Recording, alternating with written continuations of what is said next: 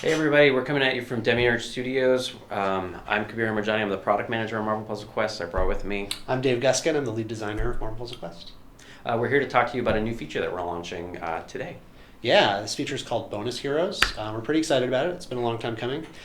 So what we're trying to do, we know that there's a lot of Marvel characters in Marvel Puzzle Quest, and we know a lot of times there's like a character you really want to collect. Like I really want to get a Carol Danvers, the 4-star Captain Marvel. And we want to offer a way or like create a system that makes it easier to get the particular characters that you want to collect. And so that's what Bonus Heroes is designed to do. And there's kind of a lot of moving pieces to it. And so Kabir's going to kind of walk through what the experience is like, and then I can talk a little bit more about some of the nitty-gritty details. Great. Yeah, so Bonus Heroes is set up in a really cool way. Basically, you're going to find that when you come into Marvel Puzzle Quest now, you're going to get a little pop-up talking to you about Bonus Heroes and what the feature does. Basically, what you'll be able to do is favorite characters from your roster now. So the roster typically is the characters that you just have. It'll now be a full list of all the characters that are in the game. And so when we add a new character and when they're in heroic packs, you'll see them appear in the roster view. You'll be able to push a little heart icon that sits in the bottom left corner of each cover, and that means that you've favorited that character. And basically, whenever you open a pack, you have a bonus chance of getting a second pull, and that pull will match the rarity of the character you just pulled and be one of the favorited characters. So the best example I give you is if, as you're opening 40 packs, for example, you'll be getting lots of different pulls. Imagine you pull a Deadpool X-Force out of your 40 pack, you have like an 8% chance of a bonus pull, and you could pull a Gwenpool if you have that character favorited. So it's a really good way to make progress towards the characters that you absolutely want and leave off the ones that you don't.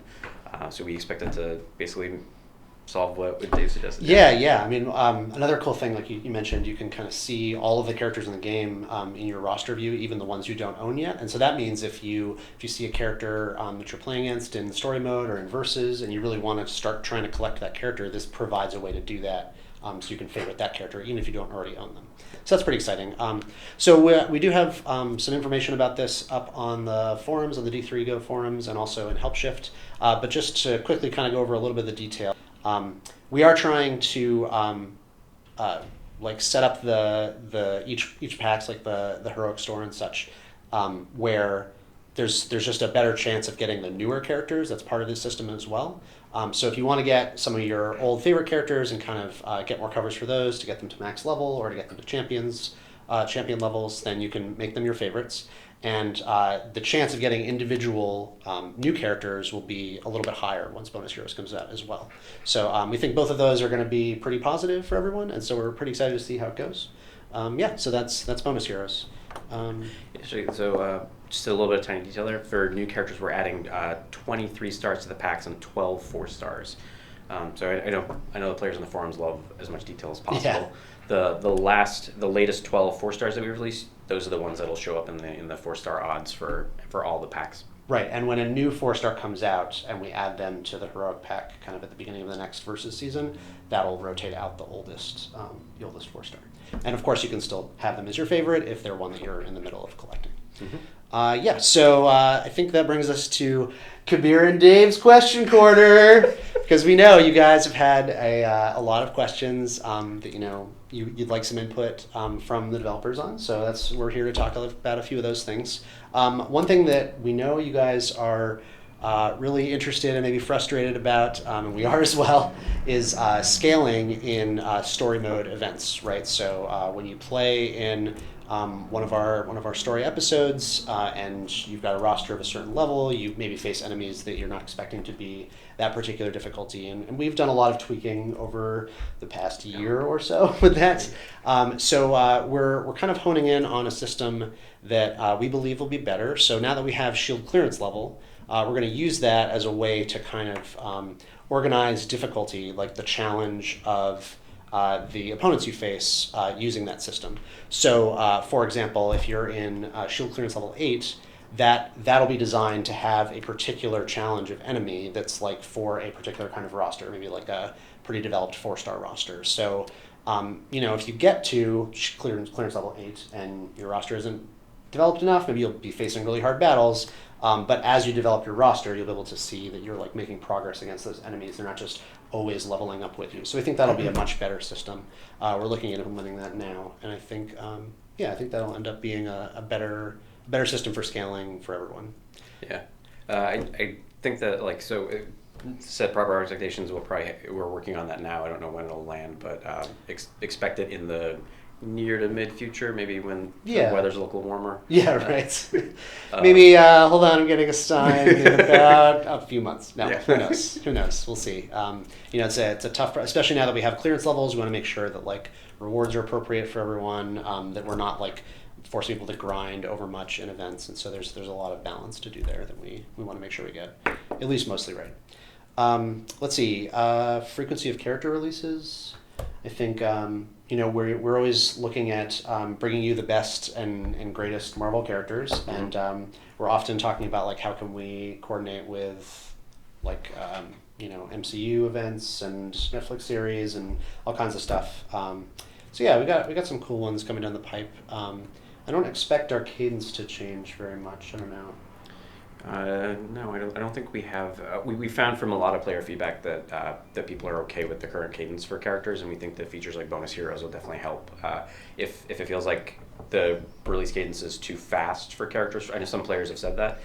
We find that bonus heroes ideally should let you basically favorite one of those older characters that you have 6 covers for, you really love them, and you want to finish them out. We hope that bonus heroes will be the way that you wrap up that character. Right. And, you probably have seen, we've done these kind of special vaults that have like one copy of a particular 4-star, and we've been trying to kind of rotate through characters there too, so that it's a little easier to collect characters, so that you don't feel like you're up against like a too fast release schedule. I think that's might be all the time we have. Well, I can tackle this real quick. So frequency of character rebalancing. I know a few months ago, I guess, maybe almost 6 months ago, we kind of started this effort of trying to rebalance characters at the beginning of versus seasons. I think that's been going okay. We've been doing some analysis. I said, I think, and Anthony as well, when we were first posting about it, like, well, we heard you, we're not going to nerf characters right now, we're just going to do buffs and see how they go. We've been looking at that, and it looks like they are doing pretty well. So we're going to continue doing buffs. There's a couple kind of loose ends to look at, some particular characters that might be a little bit overpowered. I don't want to go into detail yet because we're still analyzing to see exactly where they're kind of landing in terms of ubiquity and impact on the metagame. But yeah, I think our cadence of 1 to 2 characters per versus season has been pretty good. Ideally, we would do more, but I don't want to rush our designers to try to like change something for change's sake. Like better to try to do something we can test. Yeah, I mean, I don't know if you want to take a second to explain a little bit about. I think you sort of addressed this a little bit, but talk a little bit about the goal of the character balances. Yeah. So and what we hope the play experience is. Of course. So one of the things that we noted a while ago is that it seemed like there were both some characters that were pretty strong for their rarities that were pretty ubiquitous in versus play. So that's kind of the first pillar of it. And the second pillar is there's some characters that seem like they're just ubiquitous, like almost everyone plays them if they have them. And sometimes that's older characters that lots of people have lots of covers for, but it also can be just like this character is just like an obvious choice in any case where you would want to play at that rarity level. And so those are kind of the two situations that I was hoping we could impact by kind of like trying things out, like trying to rebalance some things to see if we could shift that around a little bit, like shake up the metagame a little. So those are the two things, like the ubiquity of character use and whether a character is kind of way too strong or way too weak compared to its rarity. And so that's what we've been looking at, is like which characters people say these seem really weak, which characters in our data appear very infrequently or have very bad win rates, or can't get it done in either story mode or versus mode, and those are the ones that we've been buffing. Yeah, and we think, the characters that we have are all great in some sense, like they're Marvel characters that our players love, and so I think being able to use all of them effectively in some form of the game, it's you know, we want to. That's one of the goals that we strive for. Right. We wanted, especially when we're doing the rebalances, we want to take what players love about a character and make it actually reality in the game. Like, it's one thing to read a character and be like, oh, it's really cool. Like, I would love to use Miles Morales, but like, we want to make sure that that actually does happen when you play. And Yeah. so that's kind of the, I guess that's kind of the top level goal of the rebalances. Cool. Yeah, I think that's probably all we have time for. So. Yeah. Cool. Thanks for tuning in. Yeah, thanks, guys.